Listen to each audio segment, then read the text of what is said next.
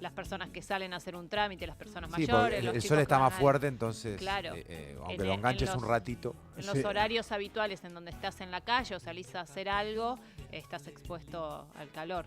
Por otro lado, dice el informe que se hace sobre el cambio climático en Argentina, que se perdieron anualmente 416 millones de horas de trabajo en Argentina.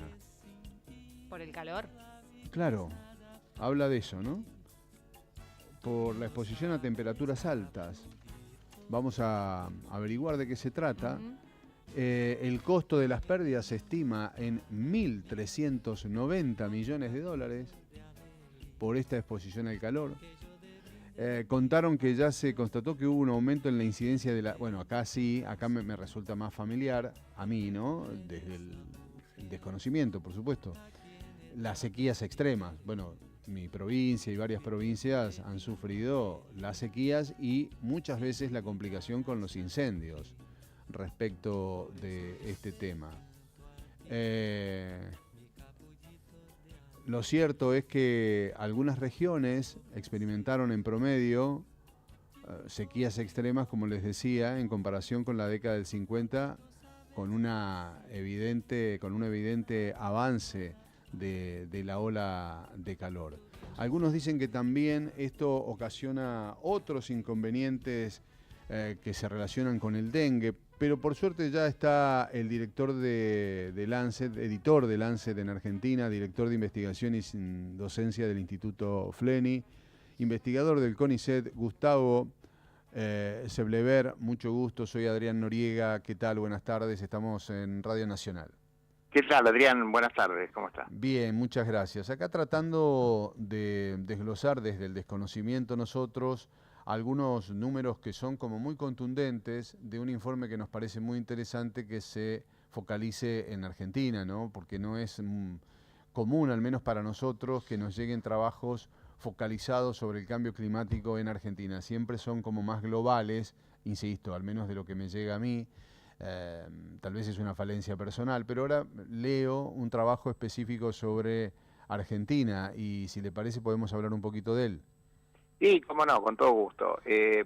Lancet hace muchos años que tiene una política que excede a la tradicional de las revistas científicas médicas y trata de investigar, publicar y comunicar datos de la salud global del planeta, que tienen que ver con el COVID, se vio muy bien, y donde cada vez más nos estamos dando cuenta que todos estamos viajando en el mismo avión, o sea, en la misma madre tierra, y lo que pasa en un lado de alguna manera influencia al otro. Entonces me parece que este concepto, que es parece una verdad de perogrullo, pero es relativamente nuevo en la medicina cuando tenemos que tratar de entender las grandes tendencias globales. Y el cambio climático es una de ellas. Y además es global, lo que pasa en un lado pasa en el otro, lo vemos en la tapa de los diarios y es un motivo de preocupación y además requiere una respuesta global. Fue un poco, volviendo a la analogía, lo mismo que el COVID. Es poco probable que un país solo, por más poderoso que sea, pueda cambiar las condiciones que hoy están generando el cambio climático. Respecto de los números, para tratar de entenderlo, por ejemplo, dice que se perdieron por el calor anualmente 416 millones de horas de trabajo en Argentina, que suena muchísimo, y que el costo de esas pérdidas es de casi 1.400 millones de dólares. ¿Qué significa y por qué? ¿Cómo se puede desglosar y explicar esto? Sí, esos son estimados, ¿no es cierto? Son estimados epidemiológicos y estadísticos, donde lo que tenemos que entender que no tenemos muchos números ni instrumentos para conseguirlos, como en otras cosas, como tenemos los tests para las enfermedades.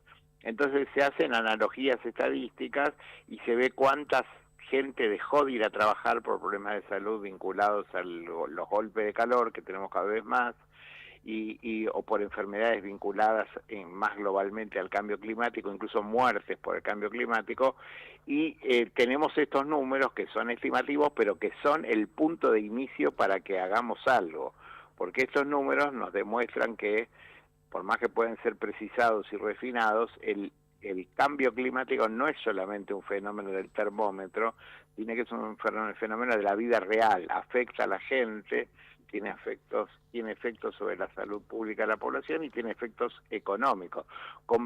Y cuando uno ve que dice que esto aumentó 1 grado o un poco menos en los promedios de las mediciones de temperaturas anteriores en décadas pasadas, parece poco, pero es muchísimo, porque tiene toda una serie de cambios adicionales asociados. Gustavo, y otra consulta para entender estos datos. Dice que la exposición a la ola de calor aumentó en niños 216% y en adultos 242%. ¿Qué significa? ¿Que están más horas al sol? Claro, además, cuando la famosa ola de calor, las alertas rojas, naranjas y amarillas, tienen que ver, acá hay una paradoja, más que con la temperatura máxima, con la mínima. O sea, normalmente estamos acostumbrados de la época del Homo sapiens a que durante épocas de calor, de noche, hay periodos de compensación. Cuando el sol no está, se enfría la temperatura y compensa en nuestro ciclo biológico la temperatura máxima. Pero una de las cosas que está ocurriendo es que la mínima sube. Entonces eso a veces es más dañoso que la máxima sea muy alta, porque no hay momento de reposo, de equilibrio del organismo. Y en lugares como la Argentina, que en algunos lugares hay mucha humedad, la transpiración, que es el sistema mejor que tenemos de regulación de la temperatura interna, cuando hay mucha humedad le resulta difícil compensar. Entonces, lo que quiere decir esto es que nos hemos visto expuestos a temperaturas mínimas muy altas y máximas también muy altas más tiempo del que habitualmente estábamos. El golpe de calor ha influenciado más población durante más horas.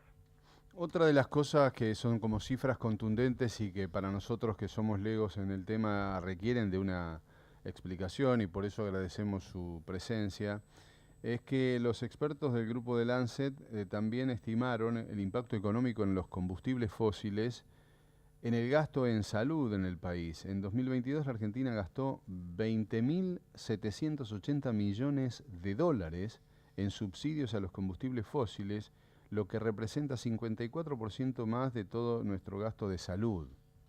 No, un 54% más no, de todo, o sea, la mitad de nuestro gasto en salud. ¿Qué significa esto de los combustibles fósiles y que Argentina gastó 20.780 millones de dólares? Bueno, usted sabe que en gobiernos anteriores el precio de los combustibles estaba subsidiado, como otras cosas en la economía, por una decisión política.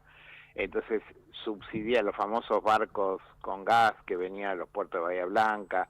Durante mucho tiempo la Argentina tuvo precios de los combustibles líquidos, fósiles, como dice usted, subsidiados por abajo de su valor de producción. Esto es un dato, digamos, más allá de cualquiera puede opinar que es una política adecuada o no adecuada, es otro tema, pero esto existió.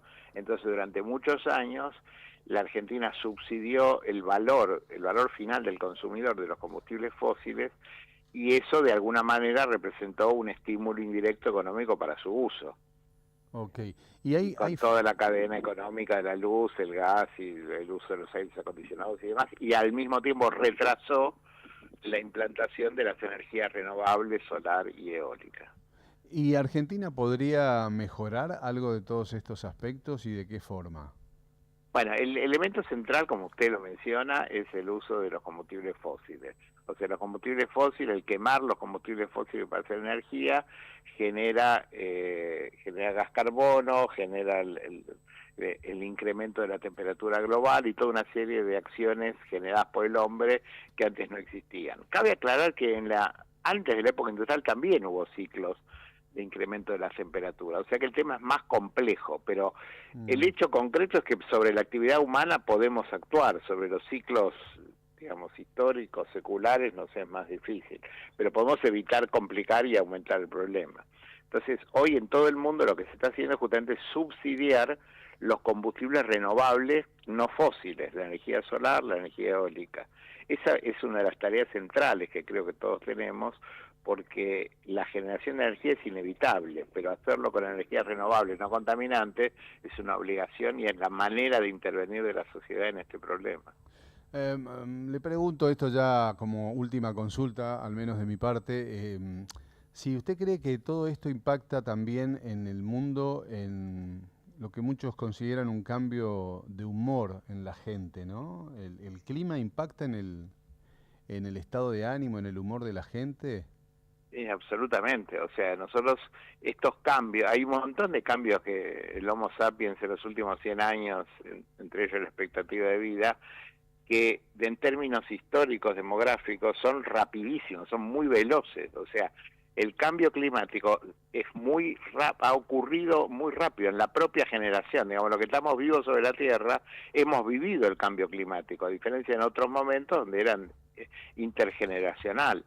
Entonces, obviamente nosotros estamos viviendo en un mundo que es más hostil al que nosotros mismos estábamos acostumbrados. Entonces, eso genera fenómenos de adaptación insuficiente, de acomodación y seguro. En todas las encuestas que se hacen, uno de los elementos subjetivos de autopercepción de los encuestados es que están de mal humor, están inquietos, claro, están incómodos. Muchas veces, por ejemplo, los casos famosos en Europa, en París, por ejemplo, cuando había 38 o 42 grados en París, y los franceses no estaban acostumbrados, ni siquiera tenían aire acondicionado, no tenían los recursos que por ahí puede tener Arizona, ya montados para el calor. Entonces eso genera un malestar absolutamente cierto. Claro, claro. Agustín lo saluda, Gustavo también. Pienso, ¿no?, lo que decía. Agustín? Bien, que en las mínimas altas no se puede ni descansar bien tampoco, ¿no? Bueno, el trastorno del sueño. Claro, el problema, nosotros tenemos como sociedad un problema con el sueño porque se ha prolongado el tiempo de vigilia por los múltiples estímulos que tenemos. Dormimos menos de lo que dormían nuestros padres o nuestros abuelos, o lo que nosotros mismos dormíamos antes, y si a eso se agrega que tenemos una temperatura mínima alta que nos complica la comodidad, obviamente, claro, todo eso se suma. Yo le quiero preguntar, Gustavo, a futuro, ¿no? Por lo menos lo que podemos llegar a vivir nosotros. Usted recién mencionaba hacia atrás, hacia adelante, ¿qué cambio, por lo que están investigando, se puede venir de acá a 20, 30 años, por lo menos en Argentina, ¿no? Bueno, ahí vio el protocolo de Kioto, hay muchos protocolos internacionales, pero de nuevo, esto es, o sea, en el mundo, pese a que somos una raza, la humana, que es una raza uniforme, no estamos acostumbrados a las acciones globales, son muy pocas las acciones globales. Entonces, esto necesita una acción global, o sea, a mí no me sirve que yo controle no sé qué y el vecino no lo haga, porque entonces no... Claro, no, pero yo me refería, Gustavo, ¿qué se puede venir de cambio climático, más allá de lo que haga la humanidad? La verdad que no lo sabemos, claro, porque por un lado están las fuerzas que tratan de reemplazar los combustibles fósiles, que es sin duda la causa más importante del incremento de la temperatura, y en muchos lugares lo están logrando, o sea, la famosa huella de carbono que es neutra, en muchos lugares, te vas a los países escandinavos y casi todo el transporte público funciona con elementos no contaminantes, digamos, hay una fuerte tendencia, uno ve los parques de molinos de viento en el mar, en Dinamarca, en España, en La Mancha, en vez de los molinos de viento de Don Quijote, están los molinos de viento más grandes que generan electricidad. O sea, hay un fuerte incremento de energías no renovables. Y por ahora ese parece ser el elemento más útil para controlar el cambio climático. De la suma algebraica de esto que hacemos más lo que no hacemos, va a depender nuestro futuro. Pero si no lo logramos controlar y no cumplimos el protocolo de Kioto, que es un índice muy importante, vamos a incrementar estos problemas, para no agregar el tema de los cambios salvajes como las inundaciones, la Dona que acabamos de ver en Valencia, o los desastres naturales de los incendios que vemos. ¿La Dona podría llegar a la Argentina, Gustavo?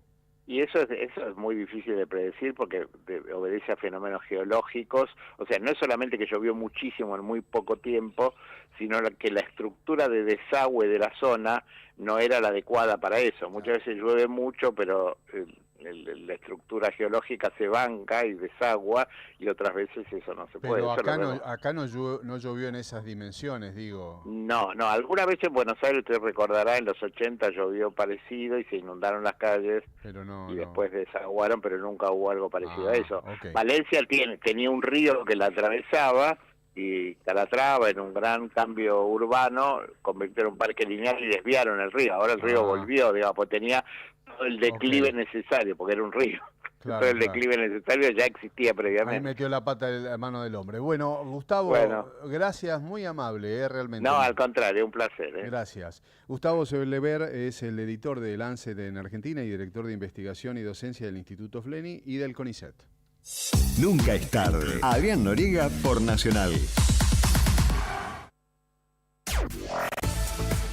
Nacional Noticias.